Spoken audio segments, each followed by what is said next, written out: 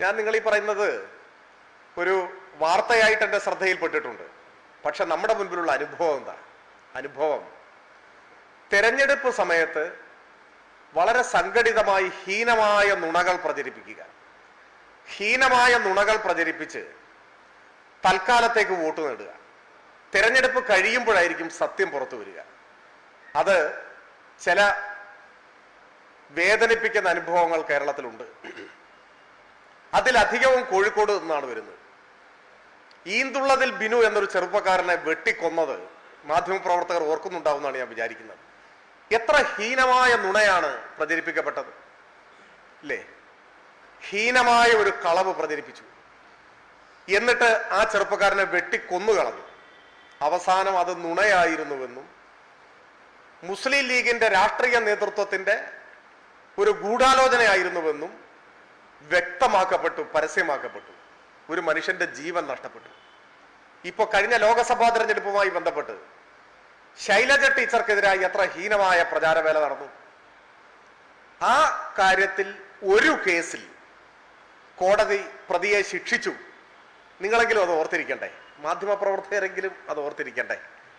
ശിക്ഷിച്ചു, ശിക്ഷ ഏറ്റുവാങ്ങി. മുസ്ലിം ലീഗിന്റെ നേതാവാണ്. ആളുടെ പേര് നിങ്ങൾ ആരെങ്കിലും ഓർക്കുന്നുണ്ടോ? അതാണ് കേരളത്തിലെ പ്രശ്നം. ഞാൻ കംപ്ലീറ്റ് ചെയ്യാം.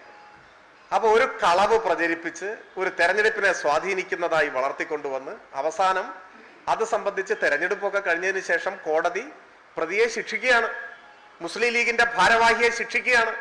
ആ ശിക്ഷ ഏറ്റുവാങ്ങേണ്ടി വന്ന പാർട്ടിയാണ് ലീഗ്. ഒരു ചെറുപ്പക്കാരനെ കളവ് പ്രചരിപ്പിച്ച് വെട്ടിക്കൊന്ന പാർട്ടിയാണ് ലീഗ്. അപ്പൊ ഇപ്പോഴും തെരഞ്ഞെടുപ്പിന്റെ മുമ്പ് ഇത്തരം ആരോപണങ്ങൾ വരികയാണ്. ആരോപണങ്ങളുടെ ലക്ഷ്യം തെരഞ്ഞെടുപ്പ് വിജയം മാത്രമാണ്.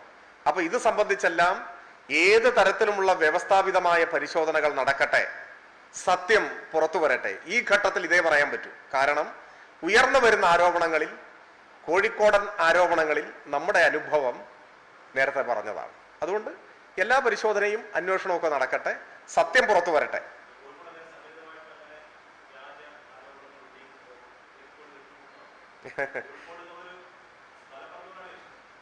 കോഴിക്കോടിനെ ഞാൻ അപമാനിച്ചു എന്നൊന്നും പറയല്ലേ. കോഴിക്കോട് എന്ന് പറഞ്ഞാൽ ചരിത്രത്തില് വലിയ പാരമ്പര്യമുള്ളൊരു നഗരമാണ്. ദ സിറ്റി ഓഫ് ട്രൂത്ത് എന്നാണ് കോഴിക്കോട് അറിയപ്പെട്ടിരുന്നത്. അപ്പൊ കോഴിക്കോടിനെ അല്ല ഞാൻ പറഞ്ഞത്, ഞാൻ ഒരു ജില്ലയെ പറഞ്ഞതാണ്. കോഴിക്കോട് ഒരു പ്രശ്നമില്ല. കോഴിക്കോട് ജില്ലയിലെ ചില പ്രദേശങ്ങളിൽ നിന്ന് തെരഞ്ഞെടുപ്പ് പോലെയുള്ള സന്ദർഭങ്ങളിൽ ജനങ്ങളെ തെറ്റിദ്ധരിപ്പിക്കാൻ മുസ്ലിം ലീഗും UDF-ഉം ബോധപൂർവം കള്ളക്കഥകൾ പ്രചരിപ്പിക്കാറുണ്ട്. അത് ചരിത്രമാണ്. അങ്ങനെ കള്ളക്കഥ പ്രചരിപ്പിച്ച് നിരപരാധിയായ ഒരു ചെറുപ്പക്കാരനെ വെട്ടിക്കൊന്നതാണ് ഈന്തുള്ളതിൽ ബിനു. കഴിഞ്ഞ ലോക്സഭാ തെരഞ്ഞെടുപ്പിനോടനുബന്ധിച്ച് നടന്ന അത്തരമൊരു വ്യാജ പ്രചരണത്തിന്റെ ബാക്കി പത്രമായി കോടതിയിൽ കേസ് വരികയും ആ കേസിൽ കോടതി വിചാരണ പൂർത്തിയാക്കി പ്രതിയെ ശിക്ഷിക്കുകയും ചെയ്തു. ഞാൻ അതിവിടെ പറയാൻ കാരണം അത് പല മാധ്യമങ്ങളും മൂടിവെച്ചു. അത് തുറന്ന് പറയാൻ, വിമർശിക്കാൻ തയ്യാറായില്ല. ശൈലജ ടീച്ചർക്കെതിരായ വ്യക്തിപരമായ അധിക്ഷേപത്തിൽ കോടതി ശിക്ഷിച്ചത് ലീഗ് പ്രവർത്തകനെയാണ്, ഭാരവാഹിയാണ്. അപ്പൊ ഇങ്ങനെയുള്ള അനുഭവങ്ങൾ തുടർച്ചയായി വരുമ്പോൾ ഇപ്പൊ നിങ്ങൾ ഉന്നയിക്കുന്ന ആരോപണത്തിലും എന്താണ് വസ്തുത എന്നത് നമുക്ക് കാത്തിരിക്കേണ്ടി വരും. അത് പരിശോധനയും കോടതി ഇടപെടലും ഒക്കെ വരട്ടെ എന്നതാണ് നമുക്ക്